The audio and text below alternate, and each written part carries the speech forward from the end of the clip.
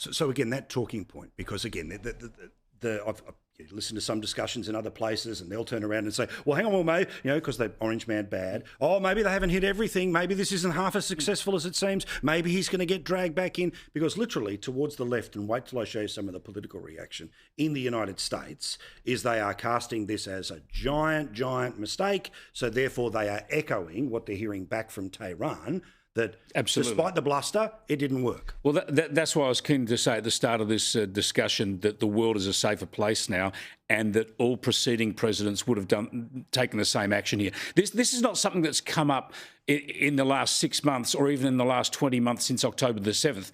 It has been a threat that successive American presidents of both Democrat and Republican have said we need to stop Iran getting a nuclear weapon. All of the leaders of European nations, the United Nations, the IAEA, Australia, it has been a global consensus about stopping this happening. It's just been the pathetic diplomacy's failed to deliver on it. Correct. And now it's happened physically. And just on that point, I agree with everything Shari said about how detailed the Israeli action has been, and they've taken out these other sites and the expertise. They've taken out the nuclear scientists that would do all this work. But you do have to worry. There's 400 kilograms of 60% enriched uranium somewhere in Iran. Now, it's either been blown up by these bombs or they could have shifted it in the last few weeks. I would have thought that Mossad and the CIA, American intelligence, you'd be looking to find out where is that enriched uranium. Now, that can't be made into a nuclear weapon straight away. It would need more enrichment. They would need to get more centrifuges. But, yeah, I think there are 2 points. It's been very thorough, this, but I think the reconnaissance and intelligence on the back of this to make sure it's done properly will be ongoing. Yeah, well, and again, that idea that Trump was brought into this 2 minutes before the end, wasn't really aware of what was going on. But as you say, there's plenty back and forth here of the past little while. Now, can I just turn to some of the... In fact, just on that point, by the way, President Trump said today, and I love the line, he said that he'd been working with Bibi Netanyahu as a team, perhaps the best team ever. It was so Trump, but it's everything's true. the best ever. Yeah. But this has been, that they might have the odd difference, but this has been a terrific partnership, unlike how difficult it was for Israel under Joe Biden. Well, and I don't have your confidence, by the way, Chris, that every president would have handled this, because we've seen other presidents choose to strike so-called, trade deals where billions are given to Iran, which ends up financing The difference here, though, was that Israel had taken 80% of the action of the job. And you're in a situation now where Iran's on the back foot, most of their nuclear activity taken out. The whole world knows it needs to be taken out. So it was almost a gift given to the president. If it was Biden or Kamala Harris, they wouldn't have been saying ceasefire, de-escalate like Penny Wong does. Kamala would have been laughing. Biden would have been asleep. Think of a reasonable one. Clinton, go back to Clinton or Obama. Maybe those Democrats would have done it. All right. Now again, some of the reaction inside the United States to the left of politics. Now, again, we spoke about the MAGA stuff. It is a sideshow to the reality of how the world has changed today.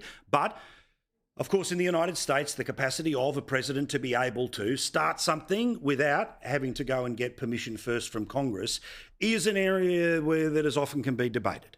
Now, generally speaking, the theory of the executive power of the president, generally speaking, seems to win out. Presumably, if this was litigated all the way up to a Supreme Court that is dominated by its current justices that have previously said things like, if it's an official act, it's not you get that, generally speaking, it'd probably fall Trump's way. But if there's a question, we know there are people that want to go there, and here's part of the explanation about people who are suggesting that the action that the president took and not asking Congress first would be grounds for a potential impeachment. This doesn't happen tomorrow. Doesn't happen next year, but remember, if the Democrats get control of the House in November of next year, they'd be in exactly the position they had been twice before to be able to impeach, not remove, but impeach the president for the third time. Have a look. I think the most striking things that we've heard from Capitol Hill is that in the past couple of moments, Sean Casten, who is a Democrat from Northern Illinois, he has said that this is an unambiguous, impeachable offense. He's saying, I don't think we have the votes to impeach. He said, but you don't do this without congressional approval. So let's get to all of that. The idea that, again, the orange man bad crowd, and again, like this, if you've been watching, and you wouldn't have been unless, of course, you're on the Flash app, freely available, flashnews.com.au to sign up to, is you'd be watching MSNBC. That's the sort of left-wing cable news station, right? They are basically saying Trump started World War III, it's all his fault, dumbest thing ever. So that's what all this garbage is playing to. But Chris, again, knowing how much the Australian media loves, firstly, Orange Man Bad, secondly, loves the process story, all the rest of it here, and despite the fact that I've said logically, you got to wait a long time and a lot's got to go your way, and it probably doesn't. But this question of, basically, is he involved in a war by dropping one series of ordnance on one night, or you can get away with that one and done, meaning you don't have to go to Congress? Yeah, look, he's the commander-in-chief, and he obviously has the ability, the authority, and indeed the duty to act in this way. Look, having seen the way the left globally have effectively supported Hamas over the past 20 months, nothing surprises me. But they're now talking about this as some sort of unilateral act of aggression by the United States. Even American Congress people are saying that. That is absolutely outrageous. And you just got to think about what people are saying here.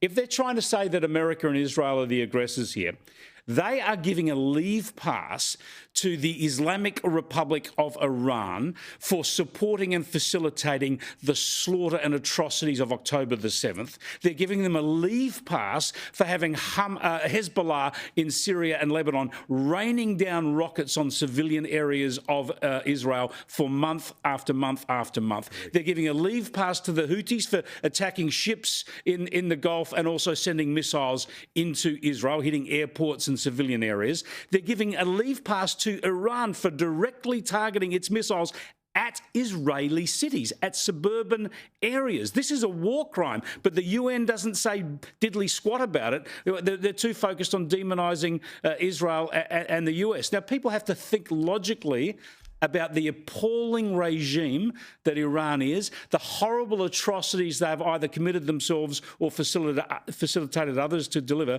and talk that they have been trying to get a nuclear weapon. Correct. That's not in question. The International Atomic Energy Agency has been trying to check this, and they've been hiding stuff from them. The whole of the world, the EU and all the European nations, all those lefty nations you all like, and Democrat presidents and the like, they've all been onto this, trying to stop this happening. So yeah, if you want to stand back and say it was okay to let this happen and let them get a weapon to fire it at Jerusalem, I mean, give me a break. People have to actually use some logic and some morality in these debates.